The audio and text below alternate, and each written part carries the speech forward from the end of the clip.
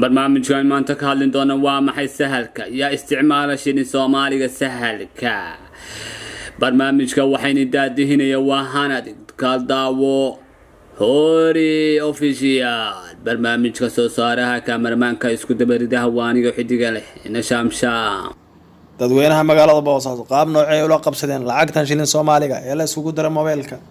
waa xilli aanu la dhaqaadnay mikrofoonka suuqa weyn ee magaalada Boosaaso ballan la daawada afkaarta dadweynaha magacayga waxa la yiraahdaa Nabadoon Maxamed Axmed Ismaaciil Jibriil Bros nabadoone magacyo badan baa wadatay waxaan ka hadlaynay adeegan magaalada ee shirkadda gol soo kordhisay ee sahal shilin aduu ma isticmaashaa adeegan lacagta Soomaaliga markuu lushto ma lacagta ay hadda la isticmaalo ma isticmaalo anigu maadaama lacagtii hore hadii lacagtii hore shaqeynaysay tan micna maxay keenaysaa in lagu shubto sahal shin sahal wax micnaan ma kordhinayso hadii dadku magaranaysa lacagta hore bay isticmaali lahaayeen waxaan ma soo kordhin wax faa'iido ma aha oo wax faa'iido ma leh lacagta Soomaaliga oo moolka lagu shubanayo lacagta wax faa'iido ah ku jirta ma jirto weeye maadaama anigu shaqsiinimadeedan ka hadlayo lacagta shilin Soomaaliga anigu gacanteeda ku wata hadii aan ku shubto lacagta laasaad wax magaranaysa interesiya de lacagta waxa way lacagta micna waxay u dhigantahay lacagta la diiday weeye macnaha oo kale laakiin anigu hadaan shaqsinimada ka hadlo waxaas anu ma jeclay macnaha lacag waxaan jeclahay shilin Soomaaliga gacanta ku qaato macnaha Soomaaliga caadi socon jecesha lacagtina caadi isticmaalan jeclay macnaha adigaaga hadana daawanaya subscribe-ta kambaleelka furo like-ta saar commentiga share-tana haylaw soo dhawaado kula magacaada aniga waxa la yiraahdaa Cabdullaahi Axmed Yuusuf Cabdullaahi waxaan ka hadlaynaa lacagtan Soomaaliga oo moolka lagu shubo shirkadda gol soo kordhisay ma isticmaalashaa ma furto bay wali ma isticmaalaan laakiin waxaan oran lahaa fikirkayga horta madaxweynuhu waa madaxweynaheeni way oo maamulkii way sidaba kala dambeyn baa adduunka ku socda lacagtan dollarka ee gaaladu fikradooda naga dhaadhicinayaan marka madaxweynaheeni maadaama uu yahay amiirkii dalka nin kasto afka ku taaga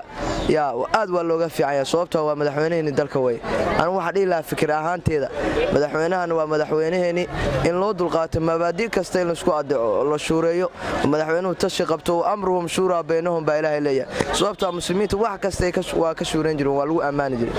waxa fiican fikir la qabto oo laga tashto waxaan ka bacdi si kasta waa ku toosaysaa ay noqoto tan waxaan ula talinaynaa madaxweynahana la maagin inay sarifkana noloo sidaayo sarifka dadka aad u muhiim ugu tahay dadka hadda masaakiinta oo tugsada iyo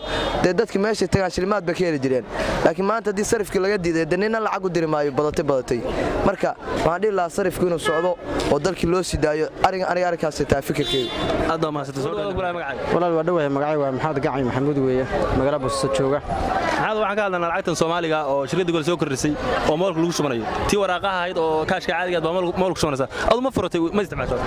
shakhsiyan wali aan lacagtaas ma aan isticmaalin elektarooniga Soomaaliga sababtuna waxa weeye cid qaadanaysa ma lahan hal tusaale kale aniga meherdi waa furna laakiin inta badan lacagta Soomaaliga waxaan isticmaalay jaman taqana beel kale baa isticmaali jiray waxa la yararka kale marka wax ka qaanay wali ma jiraan mideeda kale goolis ma taqana lacagta way xadid oo konton shilin wax ka badan ma shubaso marka lacagta meel laga shubtana ma helisid wax uu shubto ka qaatana ma helisid salaaliga uu ma isticmaalin wax faa'iido soo kordhisana ma laha yaraatee aad ma soo dhawaana firka Allahu barakaatu soo dhawaado kula magacaaga Cabdirsaaq Axmed Saciid Bootama la dhahaa su'aalaha ay weydiinaysa Cabdirsaaq waxaan ka hadlaynaa lacagtan Soomaaliga oo moolka lagu shubto oo sahal shilinka oo shirkadda gol soo kordhisay aduu ma isticmaashaa ma safrto ma isticmaalo waayo daa isticmaal lahaa dimaba socono Soomaaliga baa la diiday lacagta Soomaaliga taana lacagta Soomaaliga waa wadanimadeena ka tagnay Soomaalida saxda aha aan waxaan jeclaan in lacagta kaashka socoto oo elektarooniga inta la yareeyo karo la yareeyo aragtidaas aan qabaa aad ma soo dhawaado magacaaga Style Ali waxaan ka hadlaynaa lacagahan Soomaaliga oo shirkadda soo kordhisay oo moolka lagu shubanayo adigu ma isticmaashaa lacagta ma safrto ma isticmaalo mana furan raalina kama nihin si aragtidaada soo aragtaa ma furan lahayd maxaad ku farin u dirlaa mana furanayo waxaan rabnaa lacagteena hore in loo soo cesho Soomaaliga caadiga tennis Soomaaliga iyo tennis Indiyada ahayd caadiga ahayd saasa dareenkaygu ku qanacsan yahay wadhownaa walaal magacaygu waa Maxamed Saciid Maxamed waxaan ka hadlaynaa lacagahan gol soo kordhisay oo Soomaali kaashka oo moolka la isugu diro adu lacagta ma isticmaashaa fikradaada soo aragtaa horta anu lacagta waa isticmaala waxaan noo arkaa horumar aad iyo aad u baaxad weyn oo shirkaddu soo kordhisay waxaana ku wanaagsan tahay yani waxyaabaha aad u baahan tahay hadda oo kale shilin Soomaaligii iyo doolarkii labadaba adoo aan yani shirkadda tegin ayaa waxa ka bedelan kartaa mobilkaaga ka bedelan kartaa adoo shirkadda tegin mobilkaaga dhexdiisa ka bedelan kartaa yani haddii tan ku hadlayo yani $1 waxaan ka dhigan karaa shilin Soomaali waan ka dhigan karaa $1 baa mobilka dhexdiisa sarfan shilin mobilka dhexdiisa ka sarfan karaa waxa kale oo ka dhigan kartaa Soomaali kugu jira ayaa $1 ka dhigan kartaa meesha kale ku dhex sarfan kartaa bulshada maxaa leedahay marka bulshada waxaa leeyahay ha isticmaalaan waa adeeg aad iyo aad u muhiimsan ha isticmaalaan waxa horumar soo kordhiyay marka waa soo dhaweynaa marka hala jaan qaad salaam walaal soo dhawaada kula magacaaga Marja Ahmed aniga waxaan ka hadlaa lacagahan Soomaaliga oo shirkadda soo kordhisay lacag Soomaaliga oo mool ugu dirayo ma isticmaashaa aad soo aragtaa hadda ma isticmaalo ma rabna ano waxaan u isticmaalno rabin ma la qaadanayo sababtoo anaga ganacsataan nahay ganacsato yar baan ka mid nahay sababtoo waxaan ku iibsanaa shayada yar $2 iyo $2 $1 waxyaalahaas aan iibsanaa ma garatay de kaashka hadaan qabsado cid naga qabsanaysa anaga ma jidda sarfliin nooma ogola de anaga waxaan nala ogolday waxaan ku faleynaa hadaan ganacsato yar nahay mana taageero inta meherada joogtay oo ganacsanaysay ma aragtay cid kuugu dirta oo ku dhalay lacag Soomaali bank hayaan ku diro maya ma arkin cid kuugu dirta ma aragay isticmaal maya ma arkin cid isticmaalaysa waxa ka aaminsantahay lacagta waxaan ka aaminsanahay hawaa inay tahay saas aan aaminsanahay assalaamu calaykum salaam warahmatullahi soo dhawaada kula magacaaga magacayga waxa la yiraahdaa Jaan Cabdi Saciid waa dhawahay jaaca waxaan ka hadlaa lacagahan mobilka la isku diro shirkadda gol soo kordhisay oo Soomaaliga waa lacagtii waraaqaheed oo kaash Soomaali oo laga dhigay mobil lagu shubay ma isticmaashaa soo aragtaa u fikirkaaga ma isticmaalo anigu ma rabo inaan isticmaalo maxaan ku raahdaa lacagtii dadkii lacagtan kaashka electoral ahaan loo bedelo lacag ay ku fiican tahay ama ku haboon tahay maahan lacagtu sideedii hore bay maxaan ku raahdaa ku qurux badnayd kaashkeeda qaadanayay haddii loo bedelo hadda maxaan ku raahdaa electoral ahaan qofku wuxuu ku leeyahay iyadoo caadi ah qaadan waayo iyadoo maxaan ku raahdaa electoral ahaan adeer ma maxaan ku leeyahay xaga geynay waa isla sidii waa iyadii waa xaga iyadii ay soo bedeshay marka ma la qaadanay lacagta sideedii waa loo diidan yahay marka haddii kaashka lacagta kaashkeeda lagu soo celiyo iyada sideedii ku fiicnayd baa oran lahaa bilaay magacaaga Abdullah waxaan ka hadlanaa lacagtan Soomaaliga mobilka lagu shubo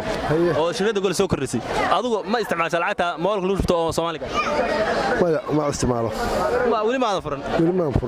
soo aragtidaada maxaa iyadii waraaqada wala nacay waxaan ku falayaa marka maya iyadoo waraaqa kadhiba la nacay iyadoo waa la fududeeyay sahal baa loogu shubay wix jabal gashanay maamul bay ku jirtaa ma raba anigu iyadoo sahal isticmaali maysid magacayga waa Sakariyo walaal Sakariyo waxaan ka hadlaa lacagahan Soomaaliga oo dadka loo dirayo shirkadda soo kordhisay waa lacagtii waraaqaheed oo mool lagu shubay ma isticmaashaa ma safrata fikradaada maxaa ma isticmaal mana furan laakiin fikradeeda waxaan leeyahay madaxweynaha dawladda Puntland Saciid Cabdullaahi Deni lacagta moolada laga dirayo dad baa jira aan mobil lahayn sida dadka danyarta cadeylayaasha dadka tuugsada kunkunkooda qaata aan mobil baan lahayn xitaa sahal aan lahayn laakiin bulshada dadka kale oo moolada isticmaala ama dad kale iyaga macnaheedu waa isku wala wada xiriiri karaan macnaha waa isdhex marin karaan laakiin dadkaas baa gooni u baxaya ganacsigoodii nolol ahaantoodii marka madaxweynaha waxaan leeyahay xaajadaas soo dhawaada kula magacayga waxa dhaa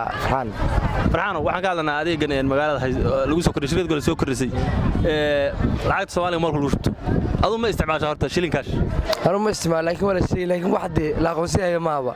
dadka qayb baan fahmay dadka wareer ma fahmayaan wax la aqoonsiyayo ma aabadii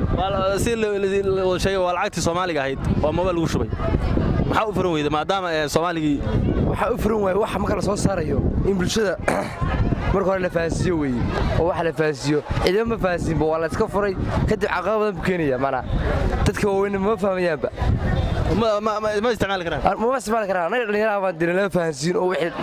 wixii waa la iska furay shaqadeeda iska duwan adigu weli ma farmana isticmaali ma xaq falay ma furan badii wax duwan ka shama ma lacagtaas ka shubo dad la dhaqo soo dhawaada kula magacaaga abshir baa ilaahay buu abshir waxaan ka hadlay lacagahan Soomaaliga oo shirkadda soo kordhisay oo moolka lagu shubay waa lacagtii waraaqaheed oo mool lagu shubay ma furatay ma isticmaashaa ma furo waxa ka baqaa ma isticmaal hadda isticmaalaba laakiin waxaan leeyahay lacagtu sida hore u socon jiray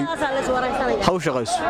wasa haw socdo waxaan moolka lagu diray naga tahay kaashkana aan leeyahay caadi ah qaadanayna oo dadku wada yaqaan waxaas loo yaqaan wax yaqaaniyo wax midna ma jireen maxamed ali xasan waxaan ka hadlay lacagaha Soomaaliga oo malku lagu shubto